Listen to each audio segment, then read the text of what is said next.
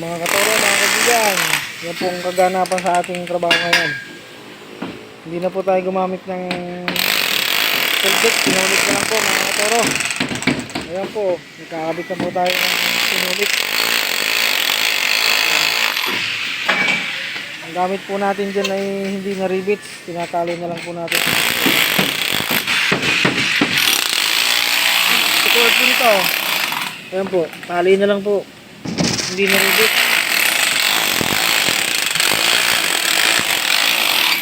Sa ano po yan, dugsungan. Yan po yung gamit natin.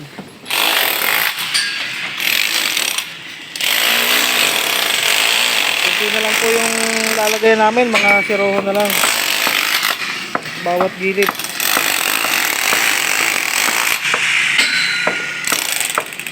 Malamang po ay choose weathers yan. Maaaring mabuhos na yan natin po.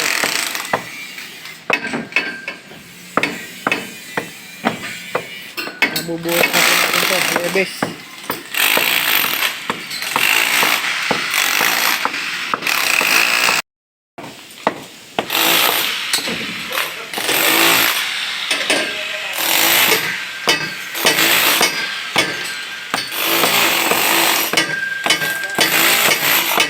Siroho na lang po tayo mga katoro.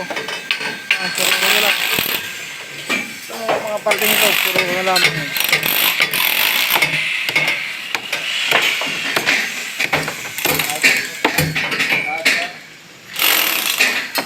Yun po yung parte na binibreaker natin doon sa may biga. Yun po dati walang abang. Hindi po naman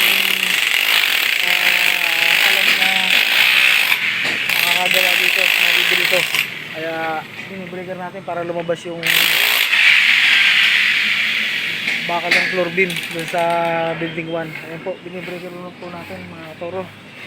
Para doon po natin ikapit yung bakal ng slab ng building 2, second floor. Ito mga toro, makikita po nyo, binibreaker po.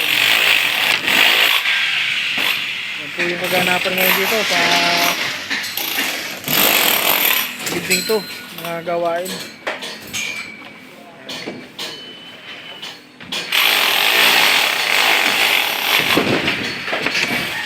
Marami pa tayong natira, no kuya?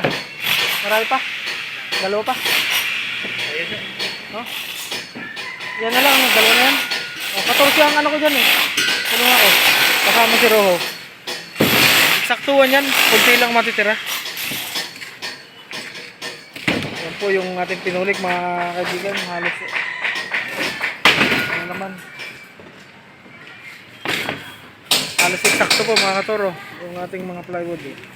Kunti-kunti lang po yung matitira dito, mga pang siroho na lang, kaya yung dalawang natira ay pasok na pasok. Ayan, hanggang sa sunod yung video, bukas na lang po ulit at